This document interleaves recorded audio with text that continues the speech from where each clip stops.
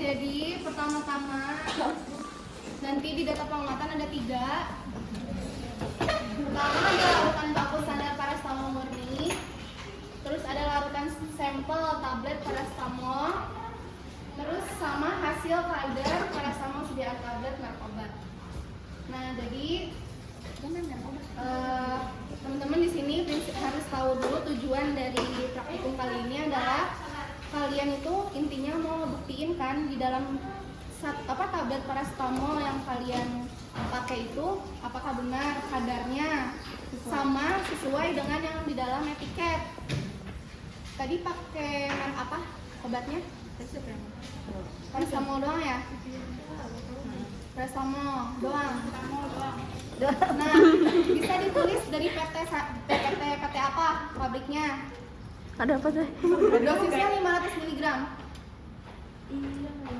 Dosisnya 500 mg.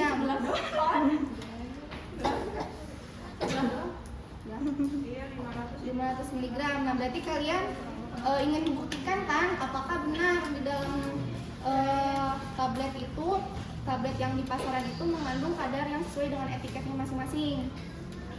Nah, makanya kita buktikan dengan cara ini larutan baku pembakuan terlebih dahulu. Pembakuan dari standar paracetamol murni. Sama kayak prinsipnya sama kayak titrasi kemarin, ada pembakuan larutan baku sama sampel. Larutan baku doang.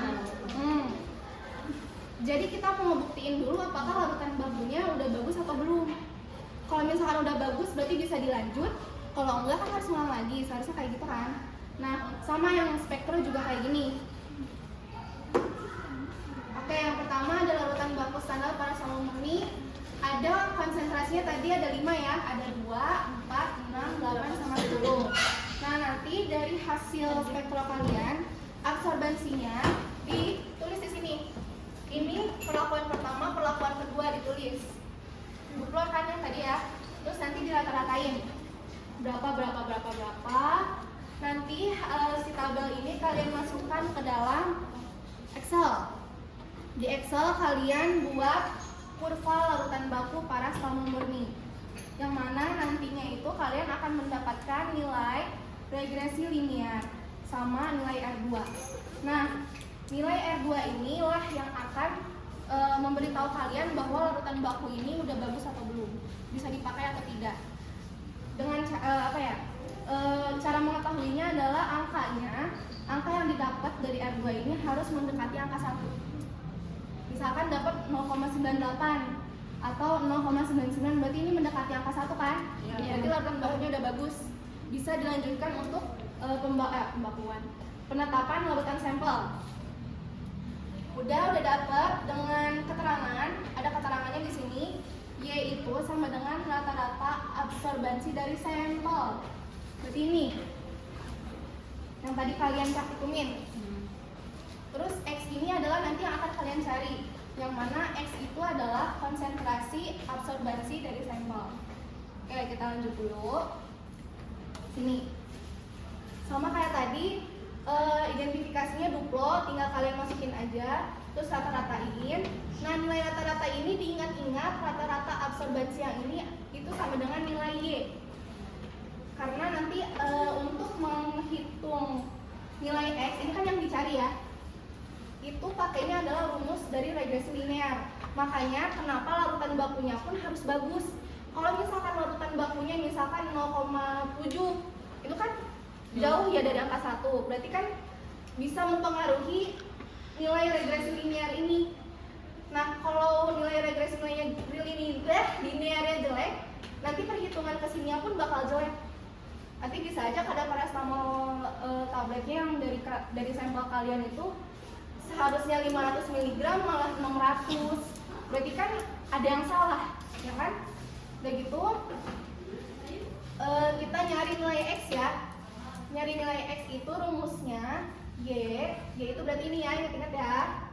Dikurang B itu dari sini, per A ini dari sini. Nah, ini kalian gak usah khawatir, nilai B sama A ini akan kalian dapatkan secara otomatis di Excel setelah kalian membuat kurva larutan baku paracetamol murni. Nanti aku kirim tutorialnya. udah dihitung, nanti satuannya adalah mikrogram per mililiter. Cuma nanti kalian dikonversi ke satuan miligram per liter. Dibagi apa dikali? Dibagi 1000 ya. Misalkan dapat di sini hasilnya 1000. Tulis di sini berarti 1000. Berarti dikonversinya jadi berapa? 1. Kan?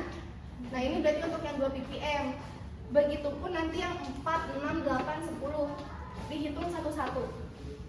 Udah, sekarang kita ke faktor pengenceran. Nah, faktor pengenceran itu rumusnya adalah larutan induk per larutan seri. Tadi larutan induknya bikin berapa ppm? 400 ppm per ini larutan serinya, berarti dihitung satu-satu, ada 2, ada 4, ada 6, ada 8, ada 10. Nah, ini yang misalkan yang 2 ppm ya. Dapat kan 200, tulis. Nah, terus lanjut ke kadar total paracetamol.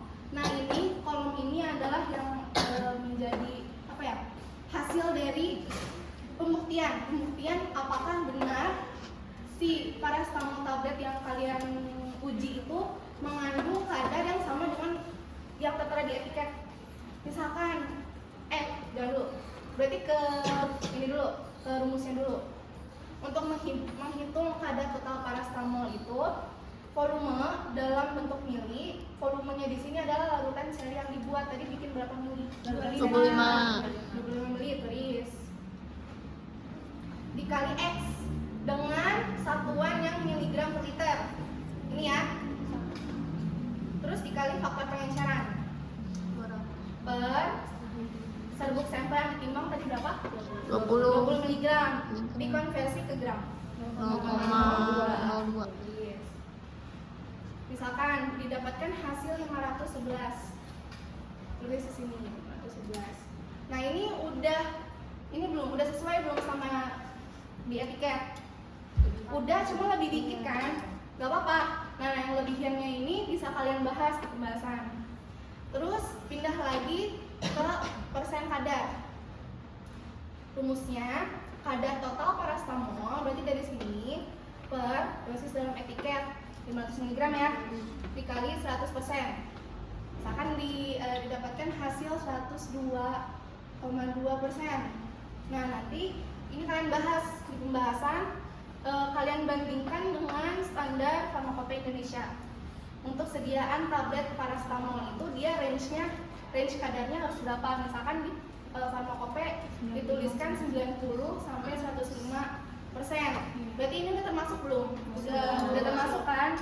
Udah, berarti itu tinggal dibahas di pembahasan. Oke, ada yang mau tanya dulu nggak? Yang yang XMG per L itu yang dari atas kan ya? Ini, iya, dari sini. Berarti Yang hasil yang udah dikonversi. X ini pakainya nilai yang udah dikonversi. berarti itu yang satu-satu gitu di Depok. Hitungnya semua satu-satu. Rumus yang pertama dihitung semua satu-satu, 2, 4, 6, 8, 10. Ini juga sama, ini juga sama, ini juga sama. Berarti kalau kurvanya mah nggak dicantumin ya? Cuma datanya aja. Itu kan kurvanya kita juga? kan bikin di Excel yang selembar dari Excel itu langsung ditempel di data pengamatan gitu. Jadi print atau misalnya kita tulis Baru lagi? nanti yang ditulis manual yang hitungannya aja gitu kan. Tak boleh, cuma pastikan rapi. Jangan satu lembar kalian tempel gitu. Siapa itu? Oke, udah. Yang perhitungan ini ada yang mau tanya dulu nggak? Nggak? Udah paham semua ya? Yang ini udah. Lanjut ke sini. Ada hasil kadar paracetamol 9 tablet, merek obatnya apa ditulis. Nah, ini adalah tabel kesimpulan dari hasil praktikum kalian. Ini mah datanya tinggal kalian pindah-pindahin aja. Absorbansi rata-rata sampel berarti yang ini. Ya, ada paracetamol tablet berarti itu. Nah, dosis pada label berarti 500 mg semua kan. Persen recovery atau persen kadar ya, yang itu. Tinggal pindah-pindahin. Nah, inilah tabel yang akan kalian bahas. Jadi kalian nggak perlu ngebahas tabel A dan B sama perhitungannya, nggak perlu. Kurva juga nggak perlu dibahas.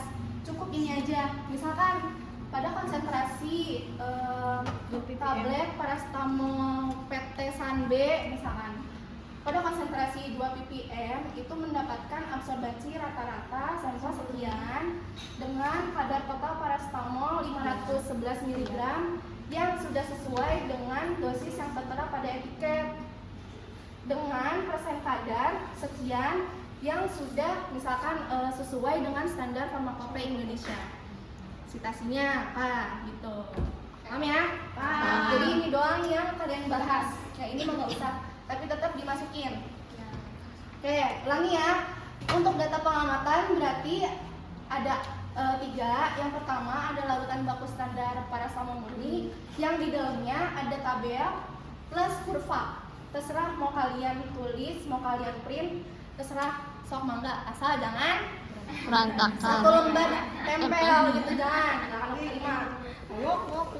Yang kedua larutan sampel tablet paracetamol, di dalamnya ada tabel sama perhitungan semua. Oke? Terus yang terakhir adalah tabel hasil kadar paracetamol. Udah, habis itu pembahasan. Oke. Jangan tanya dulu. Modul selanjutnya apa teh? Masih ini spektro, tapi yang beda vitamin C. vitamin C. Tapi tetap bikin laporan baru. Akhir awal. Oke. Pretest ya? Tes dong. Atau enggak 0,0000. Jauh dari kata 1, jauh banget. Gak apa-apa, sebenarnya gak apa-apa kalau praktikum mah gak apa-apa, tapi penelitian jangan. Tapi perlu kalian ingat, nanti nilai ini akan berpengaruh ke sini. Jadi bisa jadi kadarnya misalkan 600 atau 700 atau 1000 atau mungkin cuma 100 atau 50 mg ya nggak apa-apa. Berarti kan ada kesalahan di sini. Nah, Kesalahan situ apa kesalahan di itunya teh? Pengakuannya teh. bisa jadi perlakuan Tapi siapa tahu dia melebih-lebihi gitu teh. Bisa nggak? atau overclaim. Overclaim. Ya itu kan tinggal dibahas. Gue Ya, juga ini. Oke, ada yang tanya lagi? Dah. Kalau enggak, boleh beres-beres.